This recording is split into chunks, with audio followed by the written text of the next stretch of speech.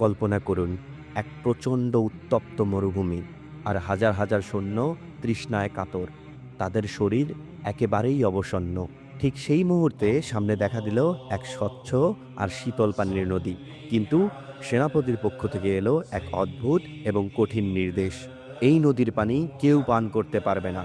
তৃষ্ণায় বুক ফেটে যাচ্ছে, অথচ সামনে পানি থাকা সত্ত্বেও তা ছোঁয়া নিষেধ। এটি ছিল তালুতের সেনাবাহিনীর জন্য এক কঠিন পরীক্ষা। অধিকাংশ সৈন্যই ধৈর্য হারিয়ে ফেললেন। তারা আকণ্ঠ পানি পান করলেন, কিন্তু ফল হলো পুরোটাই উল্টো। পানি পান করার পর তাদের শরীর আরো ক্লান্ত এবং দুর্বল হয়ে পড়ল। তারা বলল, আজ আমাদের বিশাল শত্রু বাহিনী মোকাবেলা করার শক্তি নেই।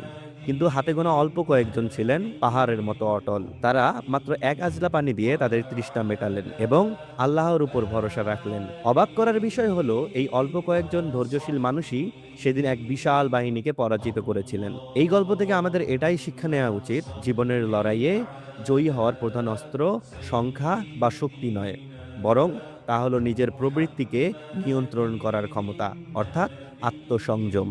দুনিয়ার চাকচিক্য আর হারাম সুযোগগুলো আমাদের সামনে এই নদীর মতো বারবার আসবে। যে ব্যক্তি সাময়িক তৃষ্ণা বিসর্জন দিয়ে ধৈর্য ধারণ করতে জানে, বিজয় শেষ পর্যন্ত তারই হবে। পবিত্র কোরআনের এমন সব সত্য ঘটনা জানতে আমাদের চ্যানেলটিকে সাবস্ক্রাইব করতে পারেন।